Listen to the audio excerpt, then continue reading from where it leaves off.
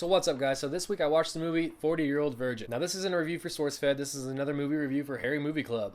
My second one, I think, out of 4 or 5, so I'm a little behind, but I'm trying. So I'm really trying to crank this out because it's dark right now and I got the light facing me right in the fucking face. You see the shadow? It's right in my fucking face. Girlfriend's laughing at me. She's a jerk. Like I said, we watched the movie The 40-Year-Old Virgin. The 40-Year-Old Virgin came out in 2005 and it stars a lot of people, actually. It's got Steve Carell, Paul Rudd, Seth Rogen, Catherine Keener, and then the minor random characters are still big. You got Jonah Hill in like a little cameo appearance. Then you got Elizabeth Banks, who's like a love interest for some people in here. Like I said, this movie's pretty star-studded and it has like a lot of great comedians in it. Guy and girl. Love them all. If you can't tell by the title, this movie is about a 40-year-old virgin. And what happens in this movie? Well, his friends find out he's a virgin, so like good friends they are, they try to get him laid and they give him the worst advice possible. And because his friends are such nice guys, they put him in the most awkward, cringeworthy moments, but also the funniest moments of the film. But you have to like the awkward comedy. If you like the show The Office, you'll like this movie. And it just boils down to like this guy is eventually growing up and he falls for a chick and he's like, all right, I guess it's time to sell my toys and actually put myself out there and start trying to date. That way his friends will stop ridiculing him to get laid because, I mean, seriously,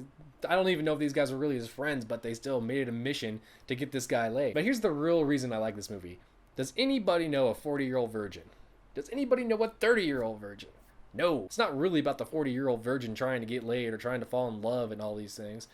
It's about like a guy who's actually a virgin and he's 40. It's like an unthinkable thing in our society today. What would happen if you would just happen to talk to a random couple of coworkers that you consider your friends or considered people you could trust at least, and they find out you're a virgin? They're going to try to get you laid. They think this guy is missing something in his life, and so they try to push him to have sex. And in the process of them trying to get him laid, what happens? He falls in love, and that's just like Hollywood right there. But back on track, I really like this movie. It has some of the funniest scenes in it that are really, really improv. Like the, you know how I know you're gay scene? Totally improv. They just kind of went at it and said, all right, let's just go back and forth.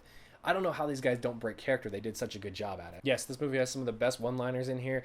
I used these a lot when this movie first came out, like plant that seed with your finger, use your peripherals when we were checking out hot chicks. We always would say, check your peripherals. A drunk chick driving in the car saying, let's get some fucking French toast. That was one of my favorite scenes in the movie. I love Leslie Mann. I think she's great. This is a big common movie that turns into a romantic film, but it's still really good. And I think if you're of age, you should watch this movie. Obviously, don't watch this with your kids, considering there's a lot of sexual issues going on in here. Sexual language, nudity, it's all in here. So don't let your kids watch it. If you haven't seen this movie, check it out. It's been out for what, 9 years now? So it's been out for a while.